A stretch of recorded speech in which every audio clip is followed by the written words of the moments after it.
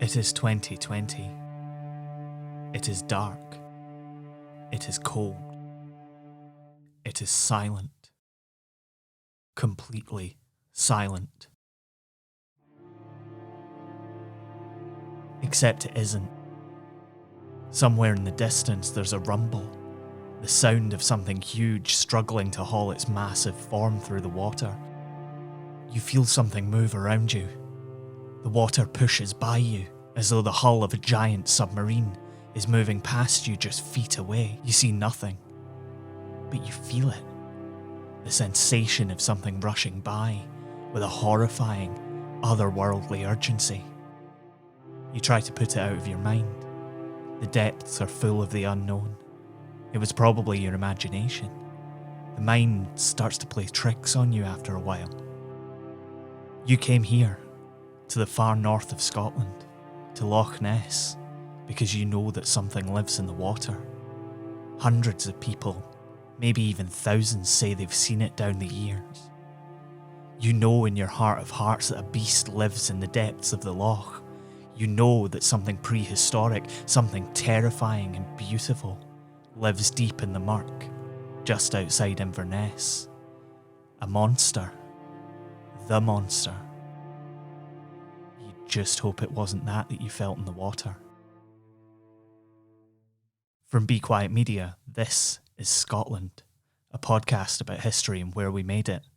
I'm Michael Park.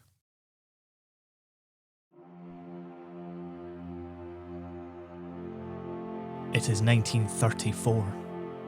Dr. Robert Wilson is on a trip with a group of friends, shooting and fishing in the north of Scotland. Among his party are his host, Maurice Chambers, the flamboyant film director and amateur big game hunter Marmaduke Wetherell, his son Ian, as well as a young artist by the name of Christian Spurling. The doctor had travelled up from London, and although he found getting around a bit more difficult since picking up a wound in the war, had enjoyed a few days in the bracing fresh air of the Scottish Highlands. At night they retire after dinner and drink port, play billiards and bridge and talk at length about their careers, the ups and downs, the exciting and wonderful things they'd seen all across the world. Sometimes they would talk about the war and the men they'd left behind, but not often. It didn't do to talk about things like that in polite company. In the mornings they would get up at the crack of dawn to go hunting, and Duke Wetherell, as he liked to be called, regaled them with tales of the incredible creatures he had put one between the eyes of in Rhodesia and South Africa before moving back to Britain. Duke had fancied himself a film actor in his younger days and had moved on to directing. In fact, he had directed 3 films just the year before: A Moorland Tragedy, Hearts of Oak, and Wanderlust, all flopped. The younger Wetherell was actually known as Ian Collin among his own circle of acting friends. He was a regular feature in the government-mandated short films which played before actual features, and was the prototype for those actors you see in everything but can't quite put your finger on what they've been in. Christian Spurling was an up-and-coming artist, a sculptor, and was the stepson of Duke Wetherell. The good doctor and Maurice Chambers, who was an insurance agent, were fairly adrift among the creative spirit. But it was Dr. Wilson who was about to become more famous than he ever thought possible, credited only as the surgeon. One day, on the shore of Loch Ness, as the clouds parted a little and allowed the bright mid-morning light to beat down on the glittering surface of the water, he saw it. A small head, a long, elegant neck, and what looked like a hump just breaking the surface of the loch. He couldn't believe his luck. With none of his companions around, he grabbed his camera and snapped 4 pictures of this most incredible sight. He, a gynecologist from London, had just found the Loch Ness Monster. It might as well have winked at him. He rushed back and had the plates developed as quickly as he could, before deciding to send the prints to the Daily Mail. After all, this was proof. The world had to know. And the Daily Mail was one of the country's most widely read newspapers, even if they had published an editorial praising Oswald Mosley's fascist black shirts that January. There had been stories of an ancient and giant creature in the loch for centuries, but in 1933, a couple saw an incredible creature walk across the road in front of their car. This was followed by a photograph, which purported to show the beast.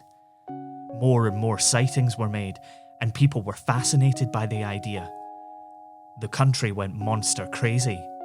The Daily Mail themselves had even sent a big game hunter to look for it. Just a few months later, Dr. Wilson's photograph caused an instant sensation when it was published. And for many, that was it. The Loch Ness Monster existed. There it was in black and white. If the Daily Mail said it was true, it must be. If you're enjoying Scotland, you might want to support us financially. We try and keep the shows ad-free, so anything that we make goes back into the show, but that's all through Patreon and all through your generosity. If you do want to support us, you get access to episodes early, you get first choice on merchandise, which is coming soon, and also you get a Patreon exclusive, which is, at the moment, me reading The Strange Case of Dr. Jekyll and Mr. Hyde by Robert Louis Stevenson. If you would like to support us on Patreon, it's patreon.com/Scotland History Podcast, and we'll put a wee tiny snippet of the first chapter of Dr. Jekyll and Mr. Hyde after the credits of this episode. So if you want to check out what you'll get, stick around. Thanks again. It is 1933. Marmaduke, Duke Wetherell, is at the centre of a media storm.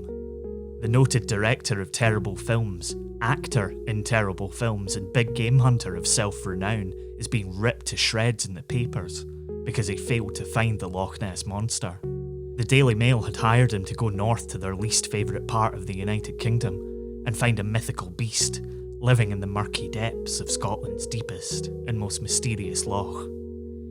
He had come back triumphant with plaster casts of footprints that he claimed could only have been the monster's.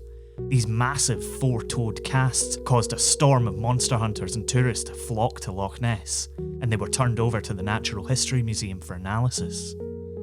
Unfortunately for Duke Wetherell, someone who had known he was out looking for legendary monsters had decided to play a joke on him and used an umbrella stand or an ashtray used from a hippo's foot to create the tracks. Not only had Wetherell failed to find the monster, he'd been had. His employers at the Daily Mail turned on him and ridiculed him in a series of articles which poked fun both at his oeuvre and his competence as a monster hunter. Fast forward 6 months to the house in the Highlands where Dr. Wilson was staying for a week of hunting, birdwatching and fishing with his flamboyant company. Except Dr. Wilson, the renowned surgeon and gynaecologist from London, wasn't there at all. Instead, there were 3 conspirators, the men of the Wetherell family, with revenge in mind. Duke, the struggling film director who had been humiliated by a national newspaper for falling for a hoax. The younger Wetherell, the actor you couldn't put your finger on. He was a keen amateur photographer. His stepbrother, Christian Spurling, was a sculptor with a background in model making. Through their friend in common, the insurance agent Maurice Chambers, they had enlisted their 4th conspirator, Dr. Wilson, who would act as the acceptable face of their plan. And what a plan it was. Duke had been humiliated in the court of public opinion for acting in good faith. The Daily Mail wanted their exclusive. They wanted their monster, he told his sons. We'll give them their monster. The plan was set. Spurling used his model-making talents to craft the elegant head and neck of an unknowable ancient creature, following the earlier sketches from people who claimed to have sighted the monster. They had claimed it looked like a plesiosaur, so a plesiosaur they would have. They then went to a toy shop, Woolworths to be exact, and bought a little tin submarine. Spurling strapped the head and neck to its conning tower and attached a little lead strip to keep it from capsizing in the water, before Ian Wetherell took the contraption to the shore of the loch. He took a few photos, most of which included the shore in the background, and made the monster look like what it was, a 12-inch high model among huge ripples in the water. As they took the photos, they were almost interrupted by a water bailiff. The story goes that Duke Wetherell sank the submarine with his foot and pushed it into the mud. It might even still be there. Then it was time to put the second part of their plan into action. The plates were developed, and the best photo cropped to remove the land in the background and give the photo an incredible sense of scale. They sent it to Dr. Robert Wilson, along with a slightly blurrier shot, which they had made to look like the monster was diving. He would then send it on to the Daily Mail. After all, why would a national newspaper of such repute have any reason to doubt a respected war veteran? And if there was one thing Dr. Robert Wilson loved, it was a good practical joke. That part of the plan was a masterstroke. The photo was published, the hysteria went into overdrive, and for nearly 60 years, that photograph, the surgeon's photograph, was what people thought of when they closed their eyes and thought of the Loch Ness Monster. It was what drove people to search the depths, to feel the water pushing past them as though something giant, terrifying and unknowable was moving mere feet away. It was a monster hunter's revenge. He gave them their monster.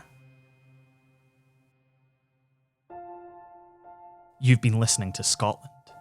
It was written and produced by me, Michael Park, and is a production of Be Quiet Media. The music for every episode of Scotland is by the human Loch Ness Monster hoax Mitch Bain. You can check out more of his work by heading over to Facebook and searching for Mitch Bain Music. Additional voices for this episode were by Chris Moriarty. Jamie Mowat does stunning illustrations for us, which you can see in our episode art. See more and buy prints at Tidlin, tidlin.com. Scotland is supported by Chris Lingwood and listeners like you on Patreon. Get involved, chuck us a couple of bucks at patreon.com/Scotland History Podcast. You can find out more about the show on our website, thisisscotland.co, and on Twitter, Facebook and Instagram by searching Scotland, Scottish History Podcast. Thanks for listening. Look after one another. We'll see you next time. The Story of the Door. Mr. Utterson, the lawyer, was a man of rugged countenance that was never lighted by a smile.